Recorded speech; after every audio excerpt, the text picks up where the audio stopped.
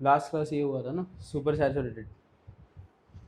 Okay, तो अभी यहाँ पे converting a saturated solution into a super saturated solution, फिर सॉल्युबिलिटी डिटर्मिनेशन वगैरह वो सब है आज की क्लास में। ओके, तो कल मैंने बताया था ना कि how to convert a saturated solution into super saturated solution, याद है कि नहीं? स्टेप्स क्या क्या हो गए of any substance? increase temperature, add solute, decrease temperature. Okay, तो सी सैचुरेटेड सोल्यूशन मतलब पता है ना, समझो मैंने अभी एक नॉर्मल ग्लास ऑफ वाटर लिया, उसमें मैंने समझो 3 टेबल स्पून ऑफ सॉल्ट डाल के मिक्स किया, वो डिज़ोल्व हो गया। पर मैंने जैसे ही 3 टेबल स्पून डाला, डिज़ोल्व हो गया। उसके बाद मैंने थोड़ा सा ही सॉल्ट डालने का ट्राई किया, मतलब नॉट इवन होल स्पून, ठीक है, पिंच ऑफ सॉल्ट, तो it remained undissolved, it remain undissolved. ठीक है, इसका मतलब क्या हुआ? हाँ, कि मैंने ग्लास लिया, उसमें वाटर लिया, उसमें 3 टेबल स्पून ऑफ सॉल्ट डाले, वो डिज़ोल्व हो गए। उसके बाद जैसे मैं पिंच ऑफ सॉल्ट डाल रहा हूँ तो वो डिज़ोल्व नहीं हो रहा, मैं कितना भी मिक्स कर रहा हूँ। It means what, the solution is saturated. Okay, saturated salt solution. अब मैं क्या करता हूँ, वही सोल्यूशन के कंटेनर को लेता हूँ, ठीक है, जो सैचुरेटेड है ऑलरेडी, मैं उसे हीट करूँगा। जैसे ही आई हीट द टेम्परेचर, तो जो सल्यूबिलिटी होता है, मतलब जो, हाँ, जो कैपेसिटी टू गेट डिजॉल्व, वो इंक्रीज हो जाएगा। ओके, तो अभी सिर्फ 3 टेबल स्पून जो है वो डिजॉल्व हो रहे थे, अभी I can dissolve more. Okay, जब भी तक the temperature is risen, higher temperature पर ही। ओके, तो समझो I am continuously heating heating and adding the salt and mixing, dissolving हो रहा है वो, ठीक है। फिर समझो ऐसे करके मैंने 5 table spoon of salt total add कर दिए, अभी वो हाई टेम्परेचर पर भी सैचुरेट हो गया, ठीक है। तो मैं क्या करूँगा, गैस टर्न ऑफ कर दूंगा, बर्नर टर्न ऑफ कर दूंगा और उसे नीचे रख दूंगा। जैसे ही वो टेम्परेचर कूल डाउन होगा, ड्रॉप डाउन होगा, तो क्या होगा, उसका सल्यूबिलिटी लेवल फिर से क्या होगा, कम होते जाएगा, डिजॉल्विंग कैपेसिटी, समझे? तो जो पहले 3 टेबल स्पून ही डिजॉल्व करा था, उस पर आ जाएगा वापस। तो जो एक्स्ट्रा डिजॉल्व हुआ था ना अमाउंट, वो जो सॉल्ट है वो एज क्रिस्टल्स अपीयर हो जाएंगे। Okay, that is only called as super saturated solution along with the crystals. समझा ये बात? ओके, तो इधर वही लिखा है, a saturated solution can become unsaturated by heating more solute dissolve, तो वो सैचुरेटेड अनसैचुरेटेड हो जाएगा। By adding more solvent dilute the solution. तो 2 मेथड है, एक तो वही कि सैचुरेटेड सोल्यूशन लिया, उसे हीट किया तो वो अनसैचुरेटेड हो जाएगा, means it can dissolve more solute. Second method क्या है, मैं वो 1 ग्लास पानी में और 1 ग्लास वाटर ऐड कर दूँ, मतलब मेरा सॉल्वेंट बढ़ा दूँ मैं, तो आई can dissolve more of the salt, ठीक है। इंक्रीजिंग द सॉल्वेंट मीन्स क्या, डाइल्यूटिंग द सोल्यूशन, समझा ना? Exceptions, some salts example Na2SO4.10H2O, कौन सा है? Globus salt can form supersaturated solution even after cooling. No crystals form as long as no solid impurity is present. ठीक है, इतना ये याद रखो ये पॉइंट। अगर समझो मेरे वो जो भी सोल्यूशन है, ओके, सुपर सैचुरेटेड मतलब मैंने हीट किया हुआ सोल्यूशन जिसमें एक्स्ट्रा सोल्यूट एडेड है, उसके अंदर कोई सॉलिड इम्प्योरिटी प्रेजेंट है, तो वो क्रिस्टलाइज नहीं होगा, भले आई डिक्रीज द टेम्परेचर। तो ये एक प्यूरिफिकेशन टेक्निक है। ओके, क्या करते हैं इसमें, हमारा जो भी मिक्सचर रहता है उसे लेते हैं, ठीक है, फिर उसमें हम एक सॉल्वेंट ऐड करते हैं जिसमें वो जो हमारा मेन सब्सटेंस या सल्यूट है वो डिज़ोल्व नहीं होता रूम टेम्परेचर पर। वो कब डिज़ोल्व होगा, जब हम उसे हीट करेंगे तभी। ऐसा सॉल्वेंट हम चूज़ करते हैं, हम उसमें ऐड करते हैं सल्यूट में, ठीक है, उसका टेम्परेचर राइज करेंगे। जैसे ही टेम्परेचर राइज करेंगे वो सब कुछ डिज़ोल्व हो जाएगा, इम्प्योरिटीज़ जो होगी वो डिज़ोल्व नहीं होगी। तो हम क्या करते हैं, वो हॉट सोल्यूशन को ही क्विकली वी फिल्टर इट, क्योंकि उसे सॉलिड होने दिया तो वो उसका, हाँ, सैचुरेशन पॉइंट कम हो जाएगा। उसे फिल्टर करते हैं, फिर फिल्टर करेंगे तो जो भी सॉलिड इम्प्योरिटी है वो ऊपर रह जाएगी, नीचे जो भी आ जाता है फिर वो क्रिस्टल आउट होता है। This is a purification technique. जो भी इंडस्ट्रीज़ वगैरह ये मेडिसिन वगैरह बनाती है वो भी ये टेक्निक यूज़ करती है। It is called as recrystallization. Okay, ये होगा शायद तुम लोग को कोई ना कोई नहीं नहीं अभी नहीं, 8th स्टैंडर्ड में था आई गेस। मिक्सचर वाला पार्ट था, पता है mixture, separation of mixture, separation of mixture था उसमें। तो उसमें ये क्रिस्टलाइजेशन वाला पॉइंट था। ओके ये याद रखो, solubility is the ability of a solute in a solvent. मतलब कि एक पर्टिकुलर सोल्यूट NaCl हो गया, वो कितना सोल्यूबल है, दैट इज द सोल्यूबिलिटी। वो सॉल्वेंट का प्रॉपर्टी नहीं है, वो किसका प्रॉपर्टी है, सोल्यूट का। Okay, at a particular temperature the maximum amount, solubility का डेफिनेशन है, at a particular temperature the maximum amount of the solute that will saturate 100 gram of the solvent at that temperature. मतलब समझा? एक ये हर temperature पर change होने वाला है सोल्यूबिलिटी। ओके, इसलिए वो स्टेटमेंट है एट अ पर्टिकुलर टेम्परेचर। ठीक है, फिर यहाँ से हमारा मेन डेफिनेशन जो है वो चालू होता है, the maximum amount of the solute that will saturate 100 grams of solvent at the given temperature is called it solubility. मतलब क्या है, अगर मैं 100 ग्राम्स ऑफ वाटर लेता हूँ तो उसमें मेरा कोई भी एक सोल्यूट बोल दो, NaCl ले लेते हैं। अगर if I take 100 grams of water, उसमें जितना अमाउंट ऑफ NaCl डिज़ोल्व होगा जब तक वो सैचुरेट नहीं हो जाता, that gram of amount is called its solubility. समझा कि नहीं समझा? नहीं समझा, इसे नहीं समझा ना।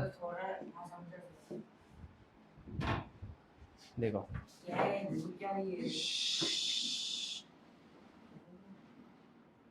अगर मैं, देखो ये फिक्स्ड अमाउंट है 100 ग्राम, ठीक है। If I take any solvent का 100 ग्राम, ठीक है, सॉल्वेंट मतलब जिसमें डिज़ोल्व बना है, फॉर एग्जांपल वाटर, तो उसमें मैं कितना अमाउंट ऑफ NaCl ऐड करूँगा जब तक द 100 ग्राम्स बिकम सैचुरेटेड। मतलब वो NaCl मुझे अपीयर होते हुए दिखेगा, वो डिज़ोल्व नहीं होगा। ओके, तो जितना अमाउंट उसने कंज्यूम किया till it was not saturated, वो amount is the solubility. Okay, simple.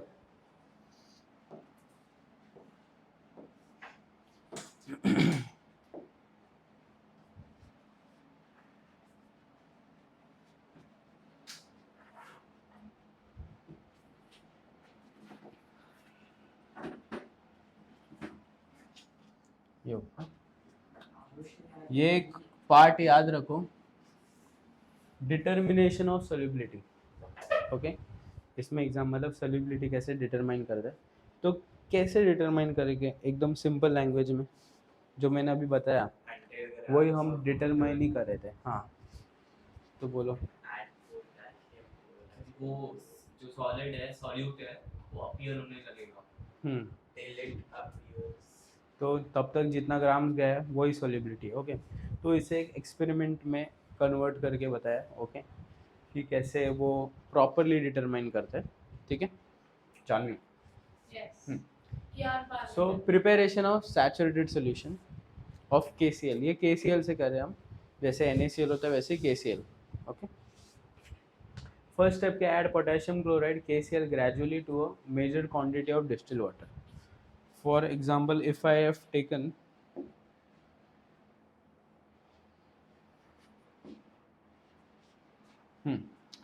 अगर मैंने ये मेजर्ड क्वांटिटी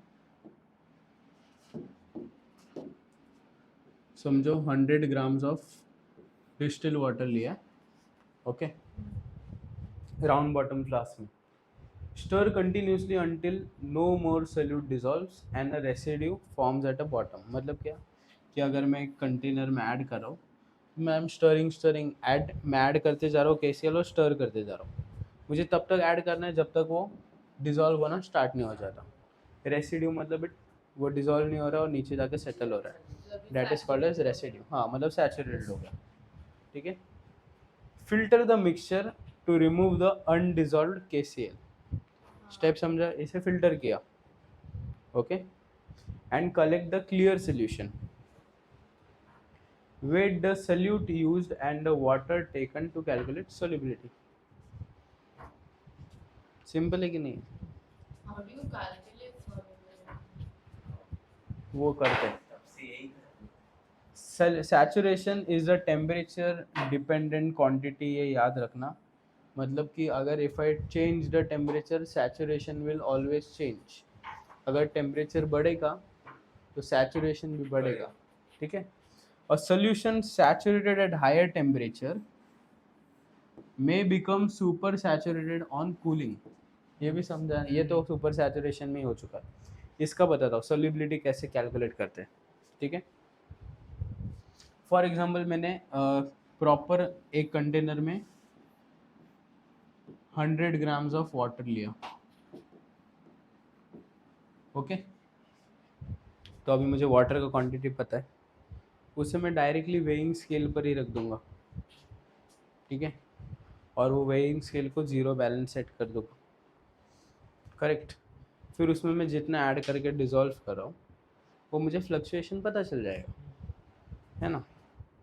समझा कि मैंने कितना सॉल्यूट ऐड किया, वो वेट इंक्रीज होगा ना।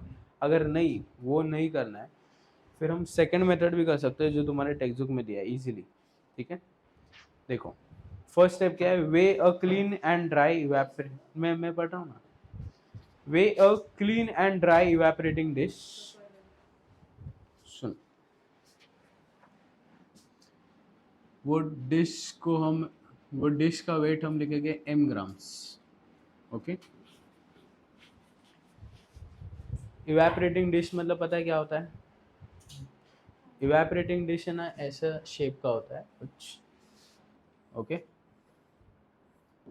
वो हीट कंडक्ट बहुत फास्ट करता है, उसमें अगर हम कुछ सॉल्वेंट को इवेपोरेट करते हैं ना तो वो जल्दी होता है बस, क्योंकि उसका सरफेस एरिया ज़्यादा रहता है, ओके। नॉर्मल कंटेनर से एज कंपैरिजन में उसमें ज़्यादा जल्दी होता है बस, ठीक है। वो डिश को हमने एम्प्टी वेट किया, उसका वेट लिखा m ग्राम्स। सेकेंड स्टेप क्या है, add the above saturated solution to it and reweigh. मतलब ये जो सैचुरेटेड सोल्यूशन बना है उसने हमने इसमें ऐड किया, फिर उसके साथ वो डिश का वेट लिया, ओके। उसको हम बोलेंगे m1। m1 क्या है, डिश प्लस सैचुरेटेड सोल्यूशन, ठीक है। थर्ड स्टेप क्या है, heat the solution to dryness as shown and reweigh the dish with residue. इसका मतलब समझा? ये हमने डिश लिया, डिश के अंदर ये सैचुरेटेड सोल्यूशन डाला, ठीक है। फिर उसका वेट लिया वो m1 ग्राम, फिर इसे हमने हीट किया।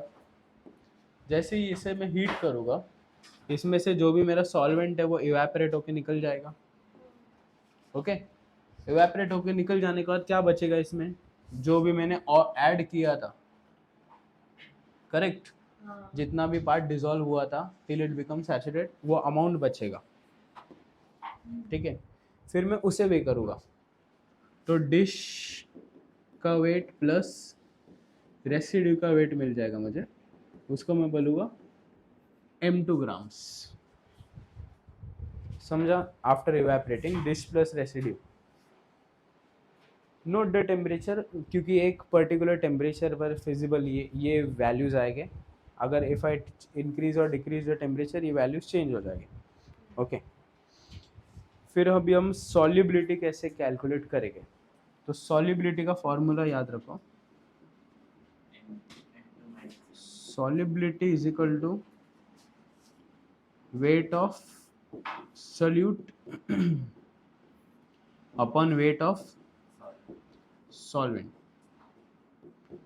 सर इसमें न्यूमेरिकल्स आ सकते हैं? हाँ आ सकते हैं, इन 200 डिग्री सेल्सियस नहीं, इन 200 परसेंटेज है, सर कल में नहीं आ पाऊंगा। वो बाद में बात करेंगे। सॉल्युबिलिटी समझा? वेट ऑफ सोल्यूट कैसे आएगा इधर से बताओ? इधर से मुझे वेट ऑफ सल्यूट कहाँ से पता चलेगा? M2 minus M1 पक्का? M1 minus M1 M2 कि M2 minus M? M2 minus M. हाँ M2 ओ इधर लिखा है ना डिश प्लस रेसिड्यू है मेरा M2, तो उसमें से मैं डिश निकाल रहा हूँ, मतलब M ग्राम्स निकाल रहा हूँ। हाँ तो वही मैं बोला ना, weight of solute means residue ना, जो बचा है मेरा आफ्टर इवेपोरेशन। सो M2 माइनस M अपॉन क्या लिखूंगा ये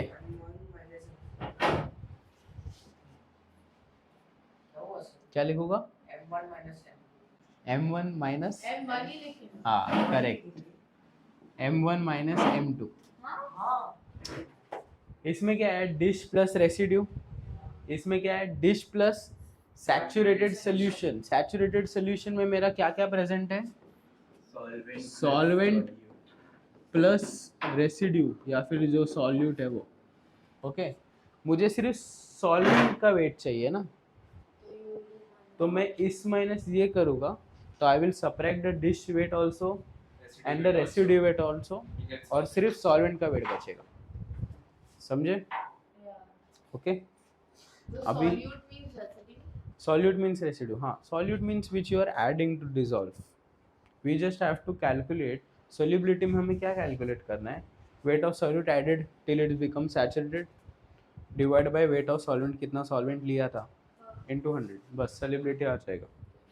ठीक है फिर नेक्स्ट आता है ग्राफ आएगा आई गेस। What chemistry में graph ड्रॉ करने के लिए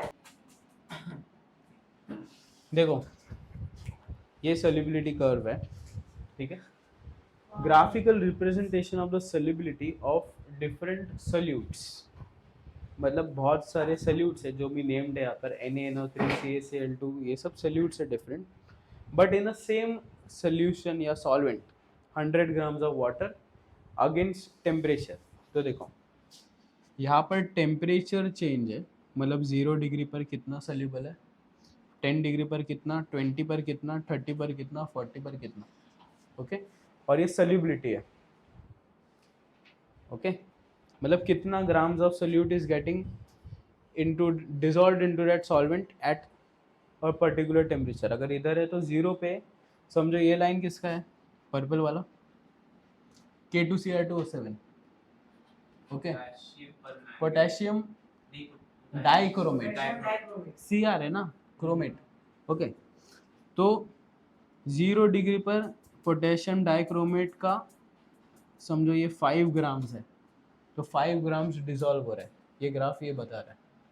जैसे ही वो 20 पर कर रहा हूँ मैं टेम्परेचर, तो वो 12 या 10 ग्राम्स तक डिसॉल्व कर रहा है। जैसे ही मैं वो टेम्परेचर 50 पे जा रहा हूँ, तो वो कितना 30 ग्राम्स तक डिसॉल्व कर रहा है। समझे ग्राफ कैसे पढ़ना है? ओके सब लोग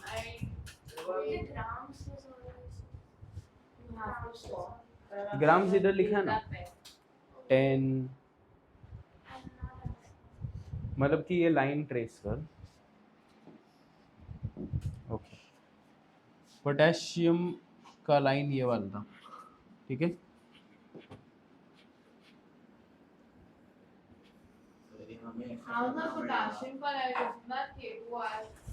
हाँ पोटेशियम डाइक्रोमेट नहीं, you just have to study. मतलब देखो क्वेश्चन कैसे आ सकते हैं, ये तुम लोग को डायग्राम दिया होगा, फिर पूछा होगा कि which solvent has the maximum solubility, which solute has the maximum solubility, ठीक है। देख के बताओ NaNO3 नहीं लग रहा है? NaNO3 0 डिग्री पर ही कितना सोल्यूबल हो रहा है? 70 के ऊपर। ओके ये समझा कैसे पता करें ग्राम सम? जैसे ये 10 डिग्री पर अभी मैं गया, तो 10 पर ये कितना है? अराउंड 10 से नीचे है ऐसा। फिर देखो ऑब्जर्व द कर्व्स, ठीक है। एक मिनट डाउट्स इसके बाद पूछो, एक मिनट। देखो कर्व्स ऑब्जर्व करो, कोई सोल्यूट को ध्यान से देखो, उनका है ना विद टेम्परेचर कुछ चेंज ही नहीं हो रहा। Solubility, NaCl. जिनका लाइन अप्रॉक्सीमेटली या ऑलमोस्ट स्ट्रेट ही रह रहा है, उनका solubility is not changing with temperature. जैसे कि क्या है NaCl, NaCl 0 डिग्री पे अराउंड समझो ये 34 अगर है, अगर मैं इसे 34 बोलूँ, तो अभी मैं 0 से 100 भी जा रहा हूँ तो वो सिर्फ 34 से कितना चेंज हुआ है, 40 तक ही, ऑलमोस्ट नो चेंज, 5 ग्राम्स का चेंज है बस, 5 to 6। ओके, फिर कोई कोई है ना, अगर तुम लोग ध्यान से देखोगे तो एक सॉल्यूट का सॉल्युबिलिटी डिक्रीज हो रहा है विद टेम्परेचर, हाँ। जिसका स्लोप नेगेटिव है, ऊपर की तरफ नहीं नीचे की तरफ है। C2SO3. हाँ, What is C? सीरियम, क्या? सीजियम, सीजियम, सीजियम और cerium Cesium sulfate. Last, cerium ही है बराबर, So, सीरियम सल्फेट। so, तो देखो सीरियम का सॉल्युबिलिटी देखो 0 डिग्री पर इट इज अराउंड 18-19 समथिंग, जैसे I am increasing the temperature solubility is decreasing. Okay, एक पॉइंट पर आकर वो स्टेबल हो जाता है, मतलब फिर वो सॉल्युबिलिटी चेंज ही नहीं हो रहा, बट विथ इंक्रीजिंग टेम्परेचर उसका सॉल्युबिलिटी डिक्रीज हो रहा है। तो ये भी ये पर्टिकुलर याद रखो कि सीरियम का जो है solubility decreases with increasing temperature, ये एज एक्सेप्शन क्वेश्चन पूछ सकते हैं। ओके, तो ये ग्राफ सॉल्युबिलिटी कर्व्स यही बता रहा है। ओके, तो देखो KNO3 steep rise in solubility with temperature directly increase हो रहा है। Okay, NaCl nearly constant solubility, same straight line ही है ऑलमोस्ट। CaSO4, ये टाइपिंग मिस्टेक हो गया मेरे से, इट इज CaSO4, ठीक है, CaSO4 is a CE, ये सीरियम, ठीक है, वो सीरियम के बारे में लिखा है। It shows decrease with increase in temperature. तो ये 3 नोटेबल पॉइंट्स याद रखो। so 100 में उसका solubility is only 20. किसका? वो zero. 0 से थोड़ा ऊपर है, 2-3 के आसपास है, 5 भी नहीं, 5 इधर है, मीडियम मिडिल में आएगा ना।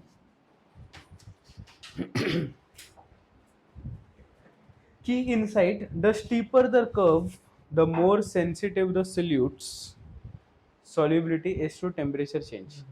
इसका मतलब समझे, स्टीपर मतलब क्या, जो सडनली एकदम राइज हो रहा है, जैसे ये हो गया, फिर ये भी स्टीपर ही होगा, एकदम स्ट्रेट ही जा रहा है मतलब। ओके, इसका मतलब कौन सा? KClO3 इज नॉट स्टीप ना, वो धीरे धीरे इंक्रीज हो रहा है, ग्रेजुअल कर्व है।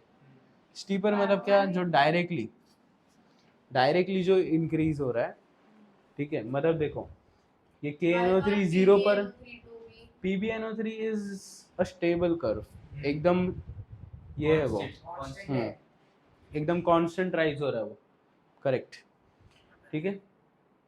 तो देखो इसका 0 पे कितना है, अराउंड 12-13 है। डायरेक्टली मैं 0 से 10 डिग्री भी जाऊंगा तो वो 20 पर जा रहा है, 20 पर जा रहा है तो 30 पर, फिर 30 से तो डायरेक्ट 50-40 ऐसे ही हो रहा है, फिर 50 पर डायरेक्टली 100 के भी ऊपर है वो एक्चुअली, ठीक है, हाँ 100, तो वही है, दिस इज स्टीपर कर्व। तो इससे है ना हेल्प होती है। ओके, मतलब इसके एप्लीकेशन है ये सॉल्युबिलिटी कर्व के।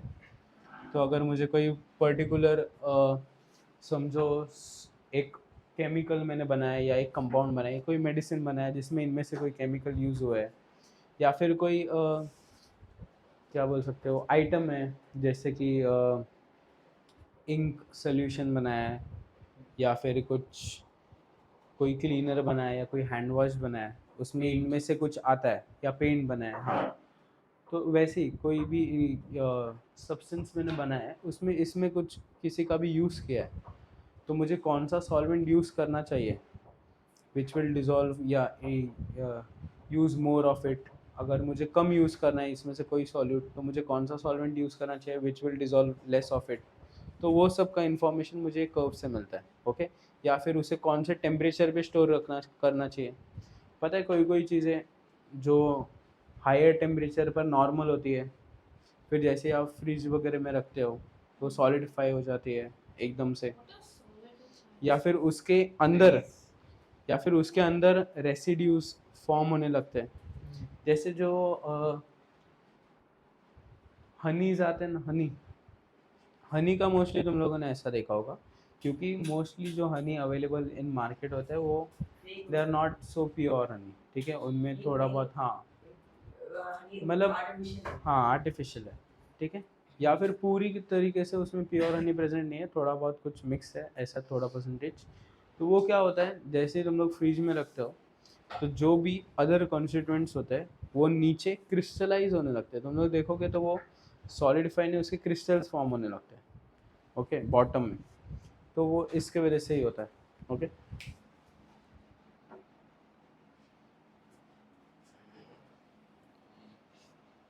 कितने स्लाइड्स हैं? क्या? नहीं यार, अभी हम 15th पर है, 15 13 पर है अभी हम, स्लाइड नंबर 13, वो ऑलमोस्ट 22 तक है, स्लाइड 20 तक है, पर वो चैप्टर मैंने कंप्लीट नहीं हुआ पीपीटी बना के, एक दो स्लाइड बनाना बाकी है। Sir, don't do this much.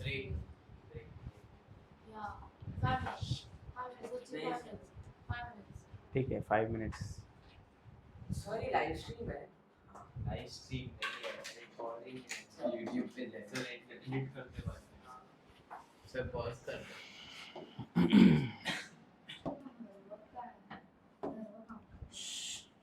I can talk.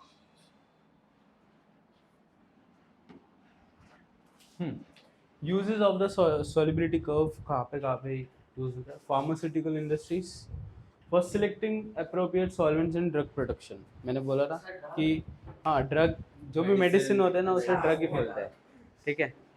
तो मैंने बोला था कि जो भी हम मेडिसिन प्रिपेयर करें या कोई भी आर्टिकल या सब्सटेंस प्रिपेयर कर रहे हैं तो उसका क्या एक्सटेंट तक उसका एक्सपायरी डेट जा सकता है, वो सब डिपेंड्स करता है कि which solvents which we are using, okay.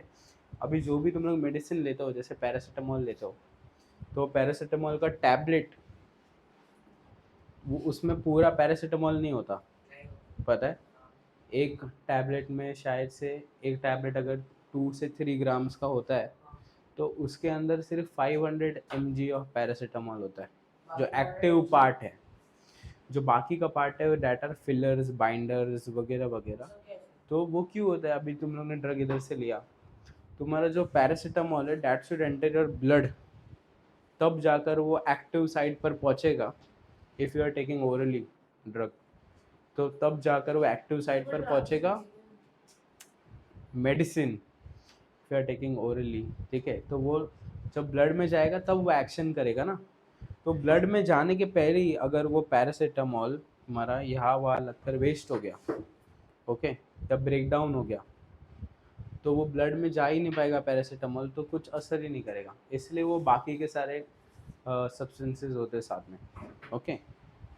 To increase the, उसे ड्रग पोटेंसी बोलते हैं कि कितना अमाउंट ऑफ ड्रग तुम्हारे अंदर गया और एक्चुअली कितना अमाउंट एक्ट हुआ है, ओके। एक ड्रग बनने में कितना टाइम लगता है पता है, या एक मेडिसिन, हाँ ड्रग तुम लोग ये सब, हाँ 50 years 15 ईयर्स 10 to 15 ईयर्स। कोई भी एक मेडिसिन लेबोरेटरी से मार्केट में आने में 10 to 15 ईयर्स लगता है, और उसमें अप्रोक्सीमेटली $3 million to $10 million का कॉस्ट जाता है, हाँ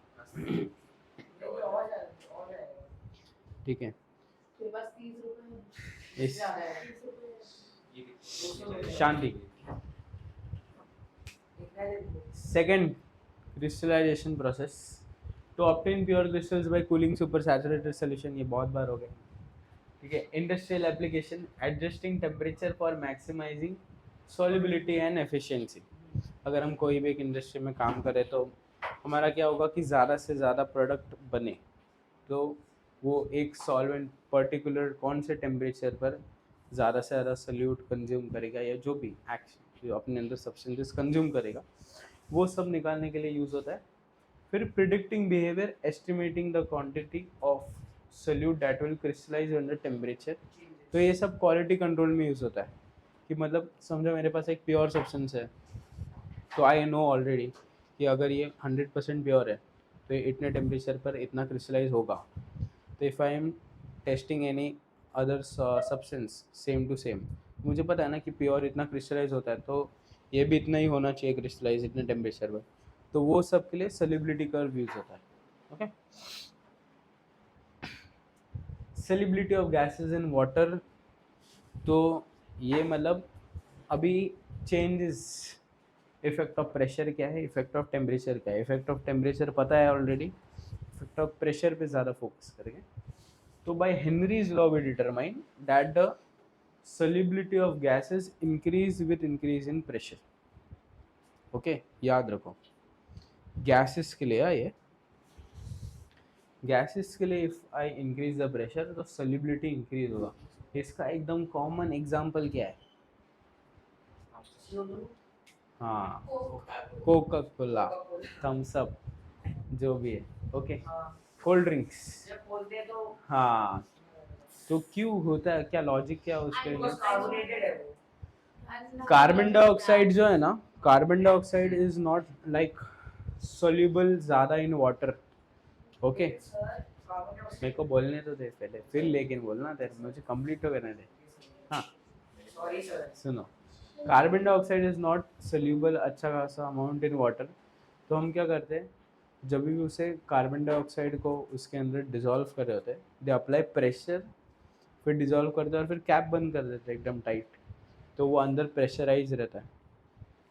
जैसे ही तुम लोग कैप ओपन करते हो तो जो भी प्रेशर उसमें पुट किया होता है वो निकल जाता है कैप ओपन करते ही. क्योंकि प्रेशर निकल गया तो सॉल्युबिलिटी क्या हो जाएगा, वापस डिक्रीज हो जाएगा. इसलिए वो CO2 वापस क्या हो जाता है, बाहर आ जाता है. समझे? समझे कि नहीं? हाँ हाँ, CO2 इतने प्रेशर में अगर लॉन्ग टाइम के लिए रहता है तो वो वाटर के साथ डिसॉल्व भी होता है. वो डिजॉल्व होता है CO2 वाटर के साथ, लेकिन एट नॉर्मल प्रेशर उसका सॉल्युबिलिटी बहुत कम होता है, मतलब बहुत कम अमाउंट CO2 डिजॉल्व होता है. ऐसा नहीं होता है तुम लोग जब बॉटल खोलते हो तो सब CO2 नहीं निकलता है. ओके, थोड़ा अमाउंट उसमें ही रहता है, वो अंदर जाता भी है. इफेक्ट ऑफ टेम्परेचर तो पता है, gas solubility decreases with increasing temperature. उल्टा होता है गैसेस में, याद रखो. नॉर्मल सॉलिड्स का क्या हो रहा था, टेम्परेचर के साथ सॉल्युबिलिटी क्या हो रहा था, इंक्रीज हो रहा था ना. जैसे ही हम टेम्परेचर बढ़ा रहे थे तो सॉल्युबिलिटी भी इंक्रीज हो रहा था ना, कम हो जाता है. इसलिए कितने आए, 15 मार्क्स आए. सर बहुत 25 मार्क्स ये भी. gases solubility decreases with increasing temperature. Warm water holds less oxygen which impacts aquatic life. ठीक है, क्यों नहीं ऑन है. ठीक है, ये पार्ट समझा ना. गैसेस के लिए जैसे टेम्परेचर इंक्रीज होता है तो गैसेस की सॉल्युबिलिटी डिक्रीज होता है. इसीलिए अगर सी वाटर अगर वार्म होगा, मतलब जो भी नॉर्मल वाटर अगर वार्म होगा तो उसमें कम अमाउंट ऑफ ऑक्सीजन होगा. फिर जो भी एक्वाटिक लाइफ अंदर होगी उनका ऑक्सीजन कम होगा, क्योंकि they intake dissolved oxygen through gills. ये पता है ना सबको, फिशेस के गिल्स होते हैं. हाँ, गिल से वो पानी अंदर लेते हैं. शुभम गिल नहीं है वो, शुभमन गिल है. पहली बात तो गिल बोलने के बाद बोलती है आई नो गिल, शुभम गिल. शुभमन गिल भी आए. सिर्फ इंस्टाग्राम पे देखते ना तो ऐसे ही होता है. बोल. मार्क्स इंक्रीज करने के लिए क्या करना? रुक जा, ये खत्म हो गया. रुक जा. Example, ammonia, carbon dioxide, hydrochloric acid, gases are highly soluble. Okay, तो ये सब HCl गैस होता है. Hydrochloride is a gas. वो वाटर में डिसॉल्व होता है तब वो हाइड्रोक्लोरिक एसिड बनता है. ओके, तो HCl hydrogen chloride is a gas. जब वो वाटर में डिसॉल्व होगा तो वो हाइड्रोक्लोरिक एसिड बनता है. That is a liquid. Concentrated तो water का नहीं होता है. Concentrated. कॉन्सेंट्रेटेड HCl में भी वाटर होता है और डाइल्यूट HCl में भी वाटर होता है. ठीक है, पर कॉन्सेंट्रेटेड HCl में ज़्यादा अमाउंट ऑफ HCl होता है as compare to dilute. Dilute में बहुत पानी होगा, तो HCl dissolve हो सकता है water में. बहुत ज़्यादा डिसॉल्व होता है. HCl is highly soluble. कितना सोल्यूबल पता है? मतलब कि 1 वॉल्यूम अगर मैं वाटर लेता हूँ, 1 वॉल्यूम समझते हो ना? 100 समझ कंपैरिजन, मतलब 1 वॉल्यूम अगर मैं वाटर का लेता हूँ तो उसमें 452 वॉल्यूम्स ऑफ HCl डिसॉल्व हो सकता है सिर्फ 1 वॉल्यूम ऑफ वाटर में. It is highly soluble in water. ठीक है. क्रिस्टल्स एंड क्रिस्टलाइजेशन, तो फिर से वो क्रिस्टलाइजेशन, वाटर ऑफ क्रिस्टलाइजेशन, वो सब है अभी. Crystallization techniques to form solid crystals from a saturated solution upon cooling. ये तो 4th-5th टाइम रिपीट हो रहा है शायद. ठीक है, सर मुझे क्यों लगता है मैं प्रीवियस स्लाइड पे आ गया हूँ, ऐसे लग रहा है. नहीं नहीं नहीं. सर सुपर सैचुरेटेड सॉल्यूशन होना चाहिए ना.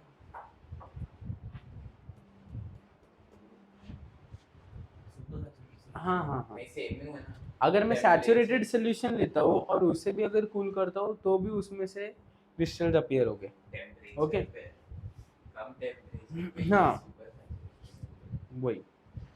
Prepare saturated solution by dissolving solvents in hot water. मतलब वो क्या बोल रहे हैं कि हॉट वाटर में भी सैचुरेटेड फॉर्म करो.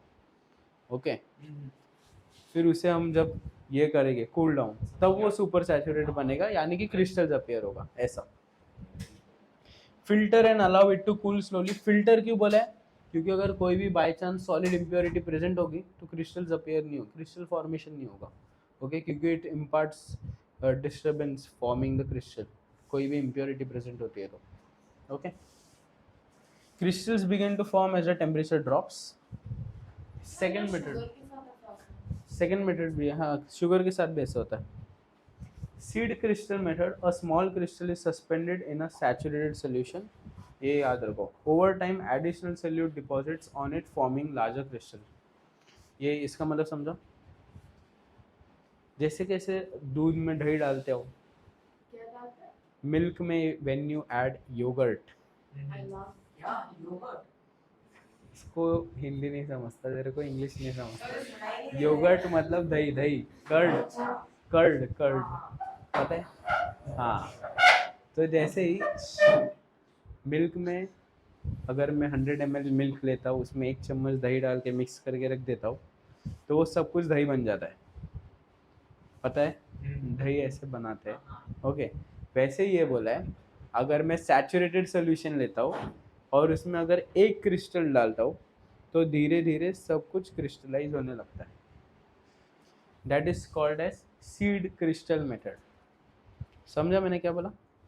मैंने एक कंटेनर लिया जिसमें सैचुरेटेड सोल्यूशन है, उसके अंदर मैंने वो सोल्यूट का 1 क्रिस्टल डाला तो उसके अराउंड सब कुछ क्रिस्टलाइज होने लग जाएगा. वो ऐसे. जैसे एक बोलते ना, मेरे एक बंदा इधर खराब है तो सब खराब हो जाएगा. हाँ. वाटर ऑफ क्रिस्टलाइजेशन का मतलब पता है? शुगर लेते हो तुम लोग, अगर शुगर को हाथ में पकड़ के रखते हो तो क्या होता है? मर जाता है. नहीं हाथ में क्या होगा? Sticky होता है. हाँ, स्टिकी होने लग जाएगा, मेल्ट होने लग जाएगा. क्यों? क्योंकि जैसे ही तुम लोग अपना हाथ क्लोज करके कुछ भी सब्सटेंस रखते हो तो हीट प्रोड्यूस होगा.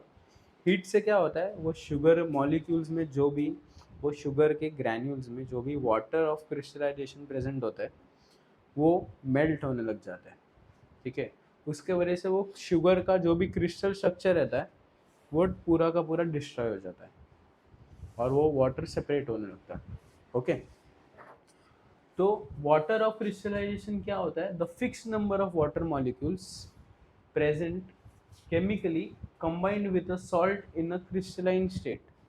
मतलब कि क्या है, जैसे शुगर का ही मैंने बोला, ये क्रिस्टली प्रेजेंट है क्योंकि इसमें वाटर मॉलिक्यूल्स अटैच्ड है. ठीक है, जैसे तुम लोग CuSO4 का फॉर्मूला लिखते हो ब्लू विट्रॉल का. ब्लू विट्रॉल का फॉर्मूला क्या आता है पूरा? CuSO4.10H2O. CuSO4.10H2O, तो जो इसका Seven. 5 है, 5 है, नहीं करेक्ट 5 है 5 है। तो देखो CuSO4.5H2O लिखते हो ना, मतलब क्या है कि हाँ यही स्लाइड, ये कॉपर सल्फेट है, ओके, जो ब्लू विट्रॉल है, ये ब्लू विट्रॉल CuSO4.5H2O। अगर मैं उसे हीट करूँगा तो क्या होगा, वो मेल्ट होना स्टार्ट हो जाएगा। जब वो मेल्ट होगा ना, मतलब क्या, उसमें से वाटर मॉलिक्यूल निकल रहे हैं, जो 5H2 है वो निकल जाएगा। जैसे मैं उसे कम्प्लीटली मेल्ट कर लूँगा ना, तो वो ऐसे कलर का हो जाएगा, वाइट। वो जो ब्लू कलर था उसका, वो भी वो 5H2O के वजह से ही था, पूरा क्रिस्टलाइन स्ट्रक्चर ही वो 5H2O के वजह से था। तो अगर मैं उसका टेक्सचर बोलूँ, तो जब भी it was blue colour, it was like salt का टेक्सचर कैसे होता है, ग्रेन्स होते हैं, ओके, क्रिस्टलाइन ग्रेन्स होते हैं, वैसे था। जैसे मैं उसे हीट करूँगा, वो पाउडर जैसे बन जाएगा। पाउडर से मैं जो बॉडी पे अप्लाई करता हूँ, वो ऐसे ग्रैन्युलर नहीं होते हैं, क्रिस्टलाइन नहीं होते हैं, okay. It is called as anhydrous without any water. इस पर हम आएंगे नेक्स्ट स्लाइड में वैसे, ओके। तो वही वाटर ऑफ क्रिस्टलाइजेशन होता है, ठीक है। उसका यूज़ क्या क्या होता है, तो गिव्स क्रिस्टल शेप, उसके वजह से वो क्रिस्टल शेप में थे, स्ट्रक्चर था और कलर भी था, जैसे कॉपर सल्फेट में था, ओके।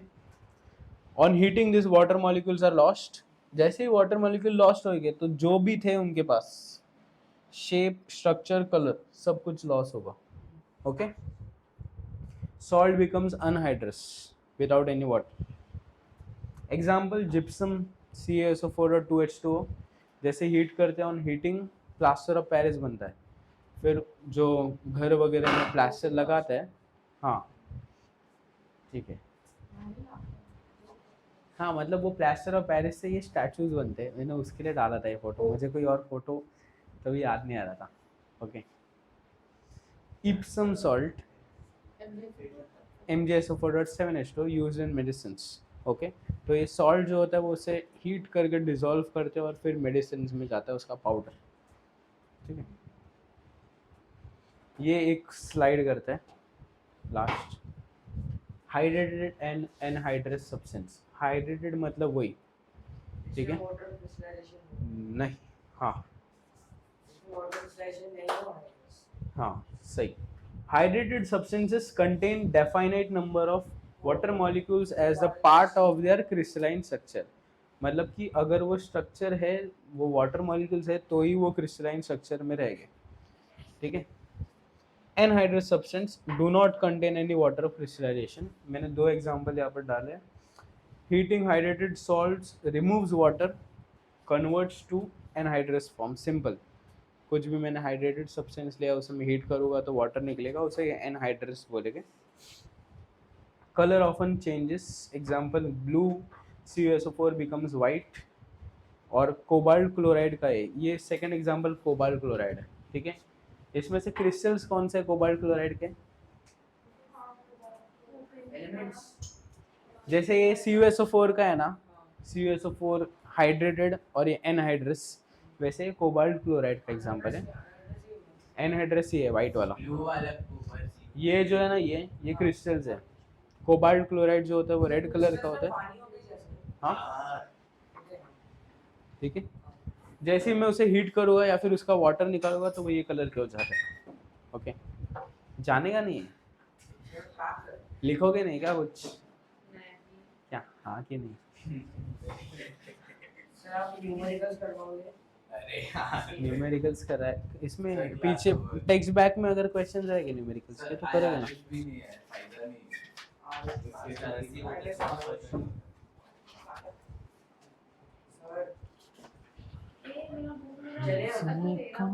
सर चलिए